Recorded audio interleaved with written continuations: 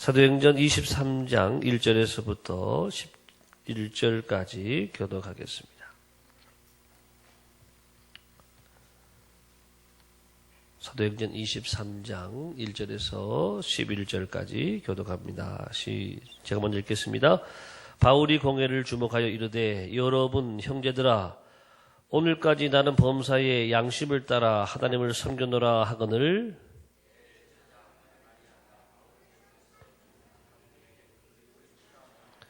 바울이 이르되, 회칠한 담이여, 하나님이 너를 치시리로다.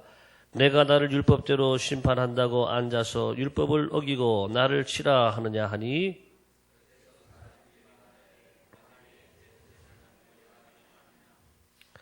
바울이 이르되, 형제들아, 나는 그가 대제사장인 줄 알지 못하였노라. 기록하였으되 너희의 백성의 관리를 비방하지 말라 하였느니라 하더라.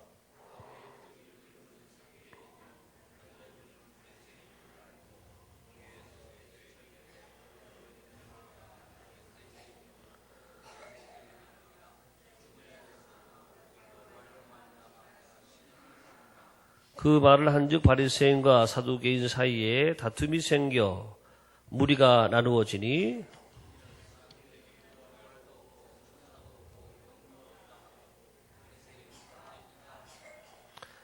크게 떠들새 바리새인 편에서 몇 서기관이 일어나 다투어 이르되, 우리가 이 사람을 보니 악한 것이 없도다. 혹 영이나 혹 천사가 그에게 말하였으면 어찌하겠느냐 하여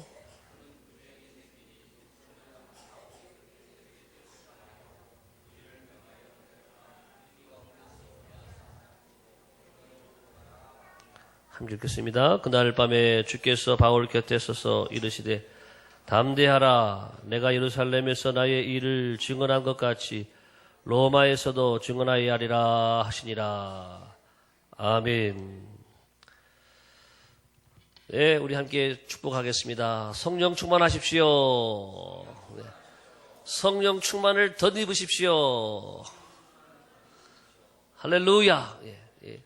오늘도 주님의 성령께서 우리 각 사람을 또 말씀 속에서 은혜 받게 하시고 또 기도하며 찬양하는 가운데 성령으로 충만하여서 우리 기도가 응답받는 거룩한 밤, 축복의 밤이 되기를 바랍니다.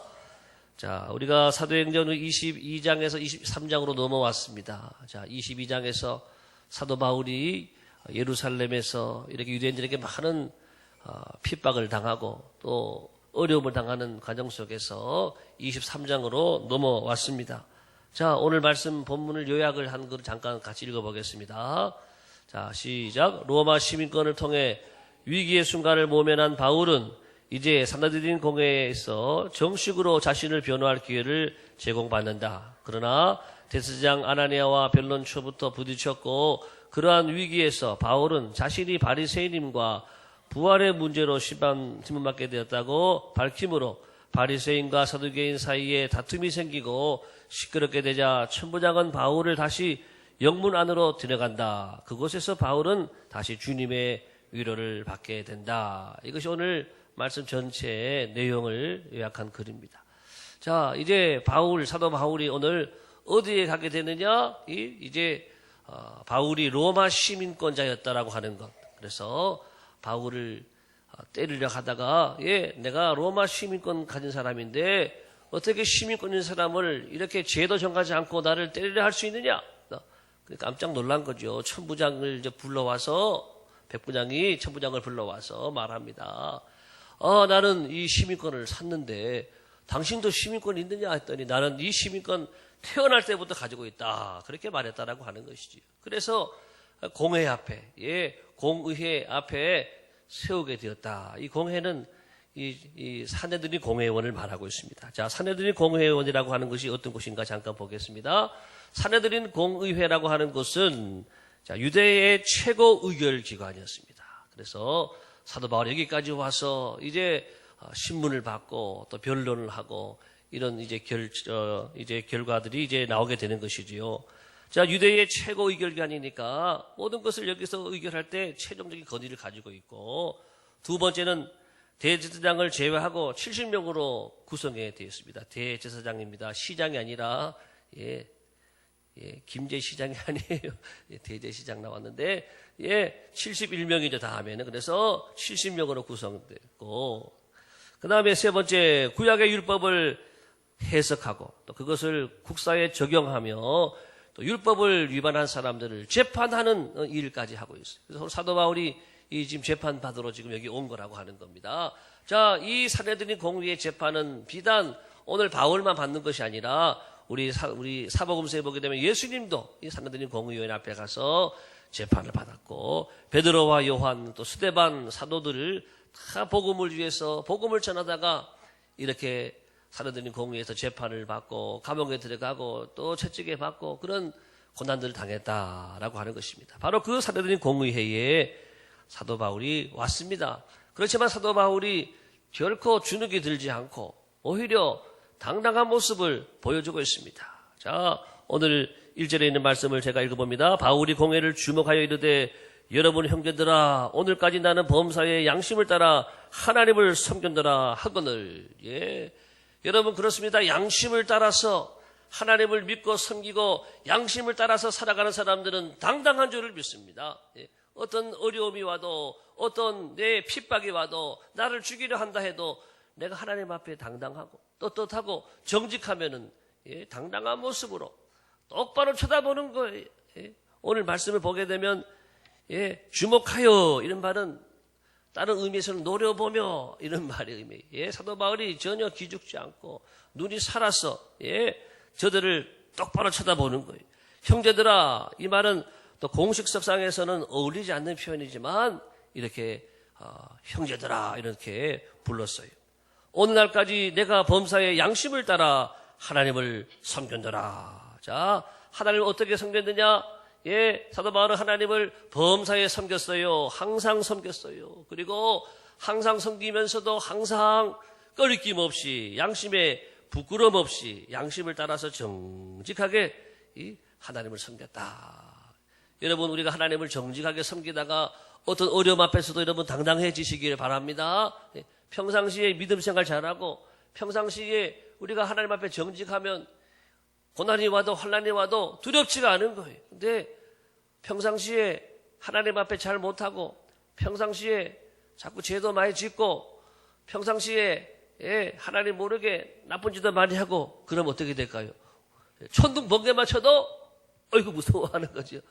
천둥번개 쳐도 가슴이 둥둥둥 뛰고 내가 나가다가 이렇게 벼락 맞는 거 아닌가 우박 맞는 거 아닌가 두려워하는 사람들은 왜 마음이 양심에 가책이 되고 양심이 꺼리낌이 있다라고 하는 것입니다.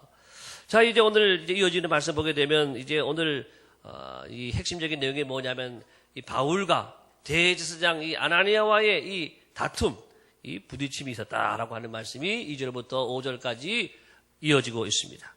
자, 아나니아가 오늘 입을 그치라 먼저 그렇게 말합니다. 예, 나는 양심에 꺼리낌 없이 내가 하나님을 섬겼다. 정직하게 하나님을 섬겼다. 이렇게 말하니까 죄인인 주제에 정직하게 떳떳하게 또 당당하게 말을 한다 생각을 하고 아나니아가 그 입을 그쳐라 이렇게 말을 하는 거예요. 자, 여러분 그랬더니 바울이 뭐라 그래요? 바울이 회칠한 담이요 하나님이 너를 치시리로다 그랬어요. 좋은 말로 해서 또 완곡한 표현으로 회칠한 담이요 그랬지만은 이 위선자야 이런 말이에요. 회칠한 담, 회칠한 무덤 우리가 앞에서 많이 봤는데 회칠한 무덤, 여러분 무덤에다가 회칠을 해놨어요. 그럼 회칠해놓은 무덤이 그럴싸하잖아요. 그런데 그럴싸한 게 아니라 그 안에 들어가 보게 되면은 그 무덤 속에는 뭐가 있어요? 예, 뼈가 있잖아요. 썩은 시체가 있어요. 냄새나는 부패한 시체가 있는 건데 포장을 해놓으니까 그럴싸한 거예요. 예. 회칠한 담이요. 담도 이 담도 오래돼가지고 지금 금이 다 가가지고 무너질 것 같은 담인데 거기다가 칠 깨끗하게 해놓은 거예요. 그러니까는 겉으로 멀쩡하단 말이죠. 이 대제사장이 아나니아라는 사람인데 겉으로는 대제사장이고 이렇게 앞에서 딱 서 있고 이렇게 폼을 잡고 있지만은 바울이 볼 때는 회칠한 담과 같고 회칠한 무덤과 같더라고 하는 거예요. 사실 이 사람은 굉장히 성격도 포악한 사람이고 또 탐욕적인 사람이고 아주 나쁜 사람이었대요. 그래서 제사장들이 이렇게 받게 되는 그 일반 제사장들에게 11조가 있는데 일반 제사장들이 내는 그 11조를 이 사람이 가로챘다라고 해요. 예. 그리고 성직을 더럽히는 사람으로 평가를 받고 당시에 이분이 존경받는 사람이 아니라 아주 조롱을 당하는, 조롱받는 그런 대제사장이었다라고 하는 것입니다. 그것을 알고 있는 바울이니까 이 위선자야 그러면서 하나님이 내 입을 칠 것이다 이렇게 말을 했어요. 그런데 여러분 이 말씀이 예언의 말씀이 되어버렸어요. 하나님이 내 입을 치리라 그랬는데 정말 AD 66년에 이 사람이 친로마주의자거든요. 그러다 보니까는 유대 민족주의자들에게 이 사람이 늘 미움을 당하고 그래서 유대인들이 반란을 일으켜서 이렇게 그 집을요 다 불을 태워버렸어요. 그래서 이 아나니아가 도망갔는데 어디 도망갔느냐? 궁궐에 도망가가지고 어디 숨었다가 거기서 붙잡혀가지고 거기서 유대인들에게 비참하게 죽었다. 이렇게 역사학자 요세푸스도 그렇게 기록을 하고 있습니다. 여러분 이 아나니아가 그렇게 정말 악을 행하다가 그렇게 비참하게 죽었어요. 예? 오늘 그 바울이 말한 그대로 하나님이 쳐버렸다라고 하는 거죠. 자, 이제 말합니다. 그 다음에 사람들이 말하지요. 내가 누군데 대제사장을 욕하냐? 대제사장을 어떻게 욕하면 되냐? 그렇게 말하니까 사도 바울이 내가 대제사장인 줄 알지 못했다. 이렇게 하면서 공식적으로 이렇게 사과하는 그런 모습을 보여주고 있습니다. 자, 이제 사도 바울이 이제 그런 가운데서 이제 위기를 이제 벗어나게 되는 말씀이 6절에 나오는데 6절의 말씀을 우리 성경에 같이 보겠습니다. 6절 시작. 바울이 그 중 일부는 사두개인이요 다른 일부는 바리새인인 줄 알고 공회에 외쳐 이르되 여러분 형제들아 나는 바리새인이요 또 바리새인의 아들이라 죽은 자의 소망 곧 부활로 말미암아 내가 신문을 받노라. 자, 사도 바울이 위기를 벗어나려고 하면은 하나님이 도와주셔야 돼요. 근데 하나님이 지혜를 딱 주시는 거예요. 바울이 딱 보니까 지금 여기 모인 사람들은 보니까는 여기는 바리새인들이고 이쪽 사람들은 사두개인이 모인 거예요. 그러면은 이거다 하는 거예요. 뭐냐 하면은 부활에 대해서 말하면 되겠구나. 한번 따라합시다. 부활. 예, 사두개인들 이 사람들은 부활이 없다 그러는 사람들이 부활을 믿지 않는 사람들이 그런데 바리새인들은 부활이 있다라고 말하고 부활을 믿는 사람이라고 하는 것이지요. 사도 바울이 말합니다. 나는 지금 부활의 문제 때문에 신문을 받고 있습니다. 이 얘기를 딱 꺼내는 거예요. 그랬더니 내가 부활의 문제를 가지고 신문을 받는다 그러니까 서로가 의견이 딱 대립이 되는 거죠. 예, 바리새인들이 말합니다. 바리새인들이 뭐라 그러냐? 자, 9절 볼까요? 9절. 예. 8절부터 봅니다. 8절 9절 시작. 이는 사두개인은 부활도 없고 천사도 없고 영도 없다 하고 바리새인은 다 있다 합니다. 9절. 크게 떠들세 바리새인 편에서 몇 서기관이 일어나 다투어 이르되 우리가 이 사람을 보니 악한 것이 없도다. 혹 영이나 혹 천사가 그에게 말하였으면 어찌하겠느냐 하여. 예. 바리새인들이 이제는 좋은 말 하는 거예요. 부활에 대해서 말하니까는 늘 그 두 사람들은 싸우는 사람들이 부활이 있다, 부활이 없다, 부활이 없다, 부활이 있다 서로 싸우는 사람들인데 부활 문제를 딱 꺼내놓으니까는 이 부활이 있다 그쪽이거든요. 바울은 바울에 대해서 내가 부활이 있다 그래가지고 예수님 부활했다 그래서 내가 지금 잡혀왔고 신문을 받고 있다 말하니까 바리새인들은 우리가 이 사람을 자세히 보니까 죄가 없는 것 같으다. 죄가 없다 이렇게 말하는 거야. 이런 사람을 우리가 이렇게 잡으면 되겠느냐? 혹 이 사람이 선지자면 어떻겠느냐? 이런 말을 하는 거죠.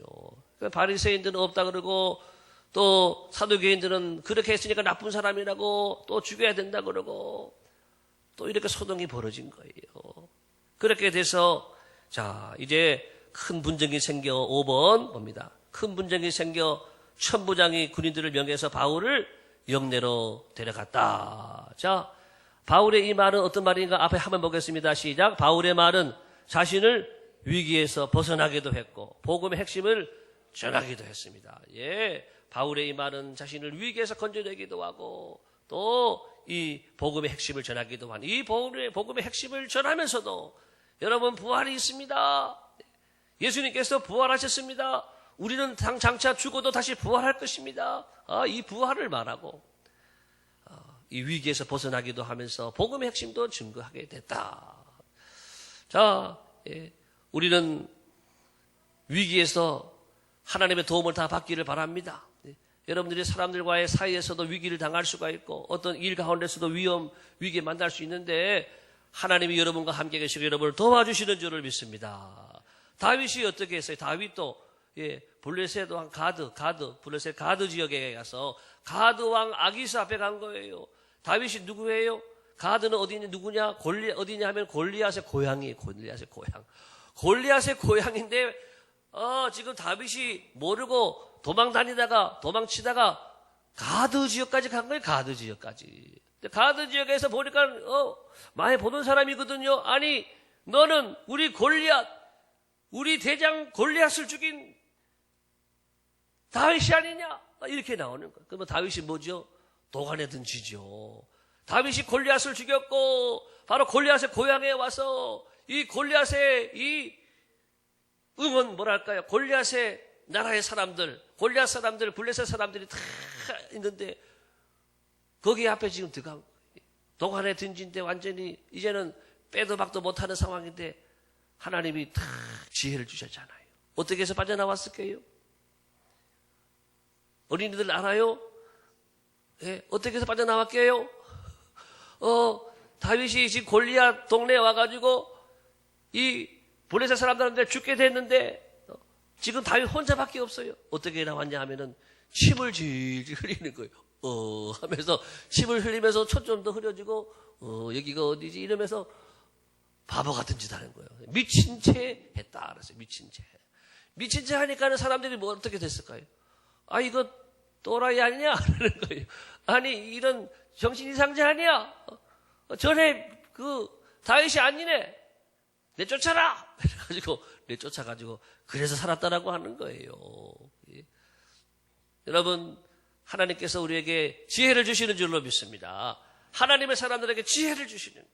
오늘 이렇게 다윗에게 지혜를 주시고 바울에게 지혜를 주신 하나님께서 여러분의 위기 현장에서도 지혜를 주시기를 예수님의 이름으로 축복합니다.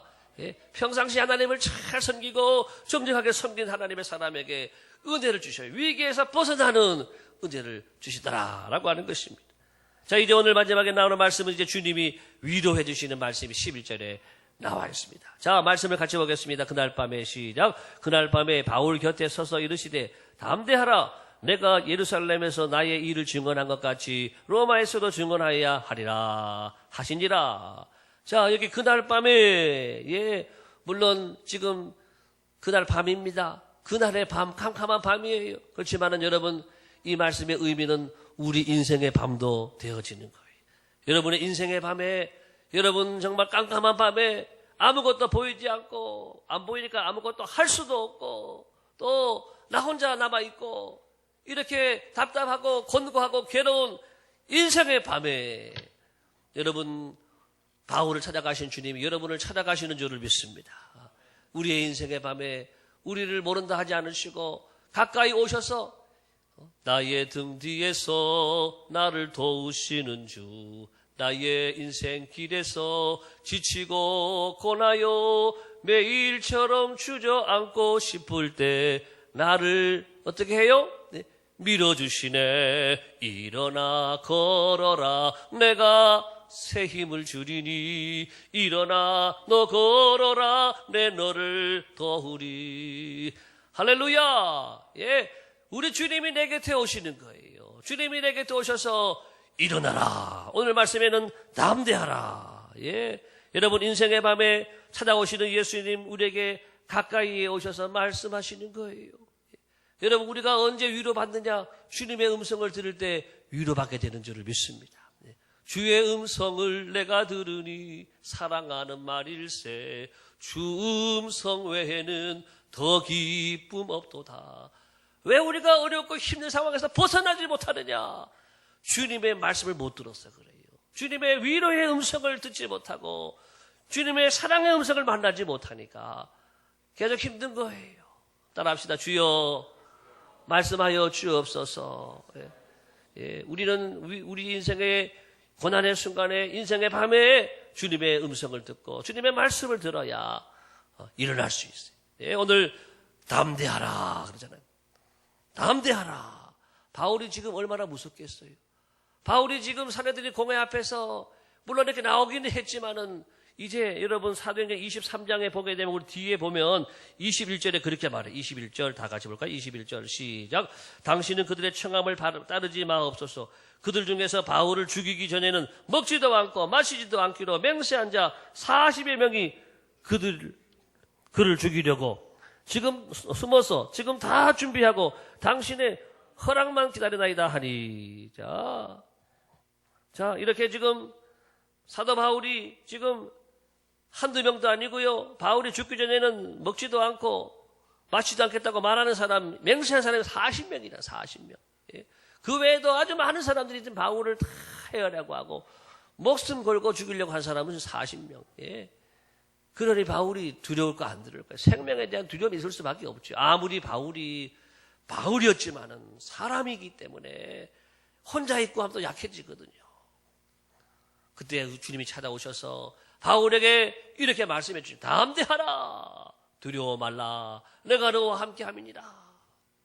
그 다음에 하시는 말씀이 어떤 말씀이에요? 예.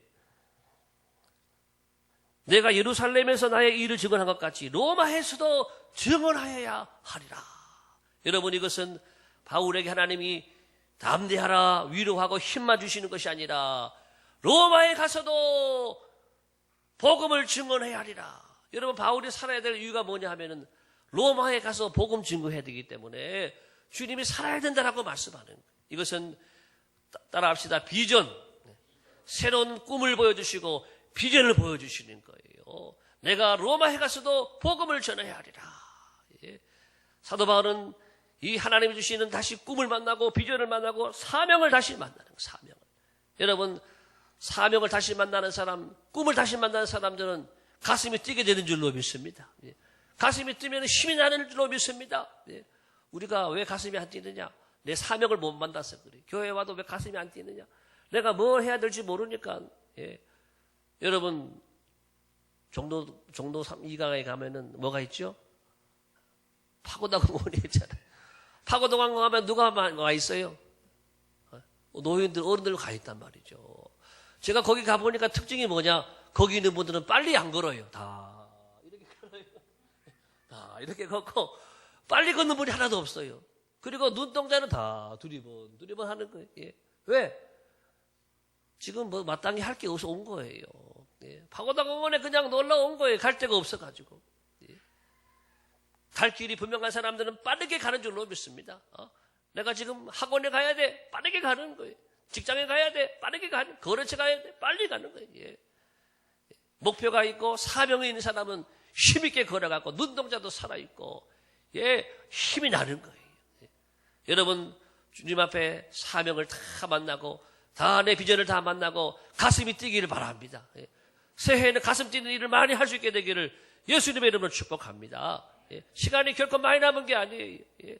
우리에게 주어진 시간 동안에 내게 주신 이 사명을 붙잡고 이 사명을 향해서 전심전력으로 달려가는 여러분 되어지시기를 예수님의 이름으로 축복합니다. 예. 여러분도 위로가 필요해요.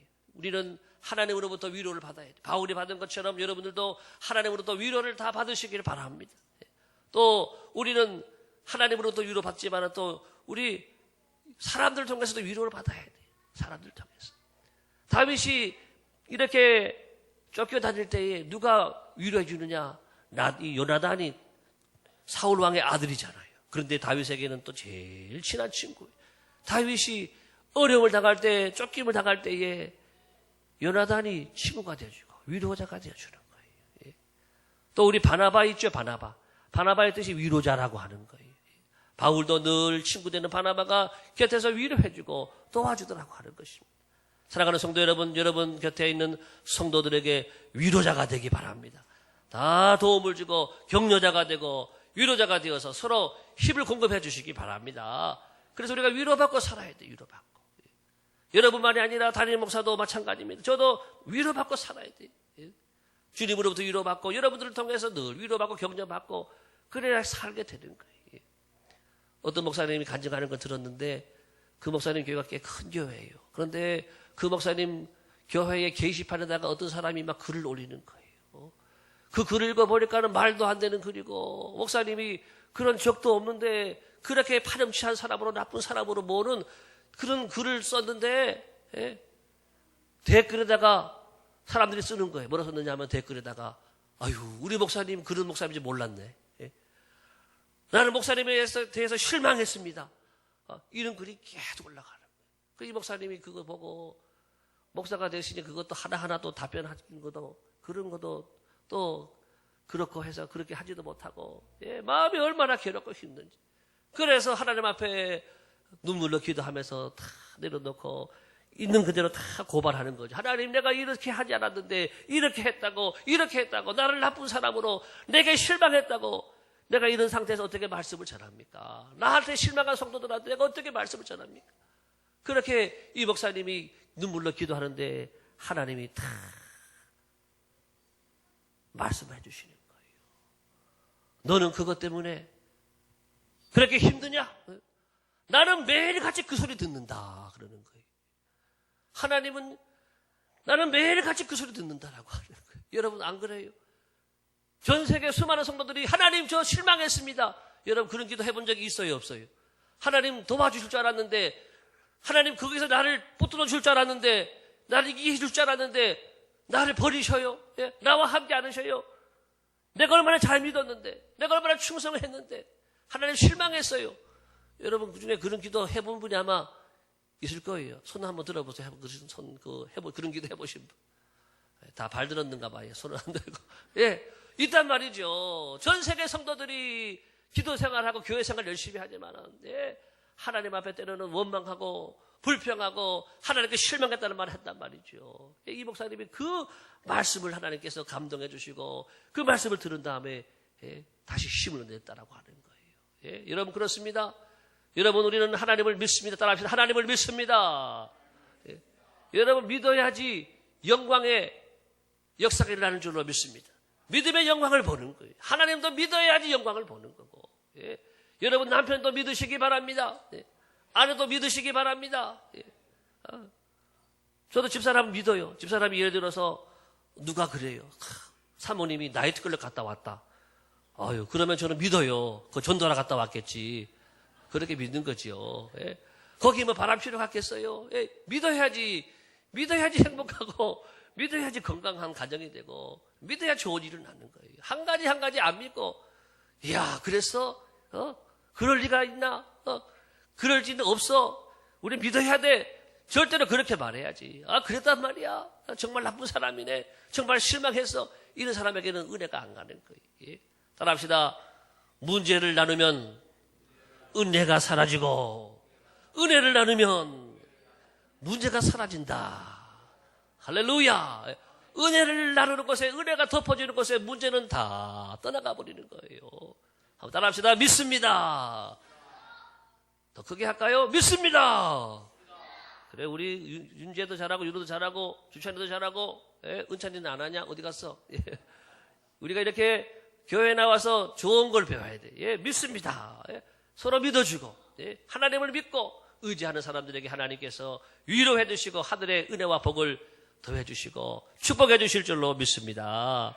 자, 이제 오늘의 기도 같이, 네, 오늘의 기도인데 밑에 읽겠습니다. 시작. 자신의 삶과 복음에 대하여 당당한 바울의 모습, 자신의 잘못에 대하여 즉시 사과할 줄 아는 하나님과 사람 앞에 정직한 바울의 모습이 나의 삶에도 함께하게 하소서. 위기의 순간에 빛나는 것은 바로 정직이다라고 하는 거, 정직, 우리 잘 기억할 수 있기 바라고 기도할 수 있기 바라고요. 두 번째, 시작.